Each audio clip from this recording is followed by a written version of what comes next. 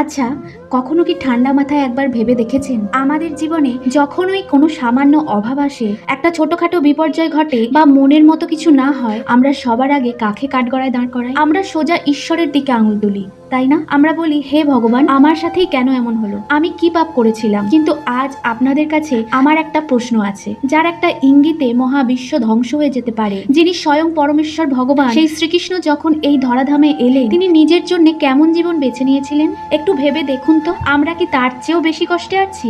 আজকের ভিডিওতে আমি এমন এক বাস্তবতাকে মুখোমুখি করব, যা শোনার পর হয়তো ঈশ্বরের প্রতি আপনার সমস্ত ক্ষোভ চিরতরে হারিয়ে যাবে। আমরা ভাবি ভগবান মানেই তো আনন্দ, তার আবার কষ্ট কিসের? কিন্তু শ্রীকৃষ্ণের মর্তলীলার দিকে তাকালে দেখা যাবে তার জন্ম থেকে মৃত্যু পর্যন্ত প্রতিটা মুহূর্ত ছিল এক একটা কঠিন যুদ্ধ। কোনো সাধারণ মানুষ যদি তার জীবনের 1% কষ্টও পেত, সে হয়তো বেঁচে থাকার ইচ্ছাই হারিয়ে ফেলত। ভাবুন তো, যার জন্মই হলো অন্ধকার কারাগারের শিকলের মাঝে, জন্মের রাতেই নিজের জন্মদাত্রী মা দেবকী আর বাবা বাসুদেবকে ছেড়ে তাকে চলে যেতে হলো এক অচেনা জায়গায়। মথুরার রাজপ্রাসাদ ছেড়ে যশোদা মায়ের যে কোলে তিনি পরম আদরে বড় হলেন, এক সময় কংসবধের জন্য সেই মাকেও চোখের জলে বিদায় জানাতে হলো। যিনি কৃষ্ণের প্রাণ, কৃষ্ণের হৃদয়, সেই শ্রীমতী রাধারানীকেও তিনি বৃন্দাবনেই ফেলে এসেছিলেন। যে প্রেমের গভীরতা মাপা যায় না, সেই প্রেমকে বুকের ভেতর চেপে রেখে বহু যুগ ধরে বিরহের আগুন সহ্য করেছেন তিনি। যে যমুনার তীর, যে রাখাল বন্ধুদের নিয়ে তার শৈশব কেটেছিল, জরাসন্ধের আক্রমণের হাত থেকে মথুরাবাসীকে বাঁচাতে সেই প্রিয় বৃন্দাবনও তাকে চিরতরে ত্যাগ করতে হয়েছিল। যার নিজের মামা কংস তাকে হত্যা করার জন্য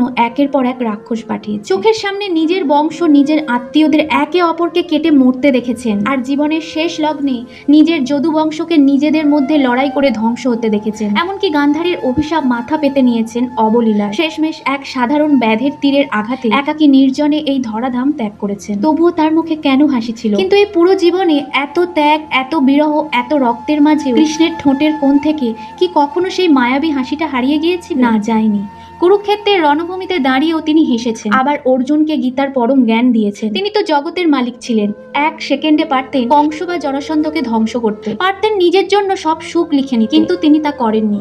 তিনি একবারের জন্য ভাগ্যকে দোষ দেননি, সমাজকে দোষ দেননি, বা নিজের উপর আসা পরিস্থিতি নিয়ে কারোর কাছে অভিযোগ করেননি। তিনি শুধু নিজের কর্তব্য করে গেছেন এবং পৃথিবীকে একটা বার্তাই দিয়েছেন, পরিস্থিতি যেমনই হোক, হাসি মুখে তাকে গ্রহণ করো। এবার ফিরে আসি আমাদের কথায়।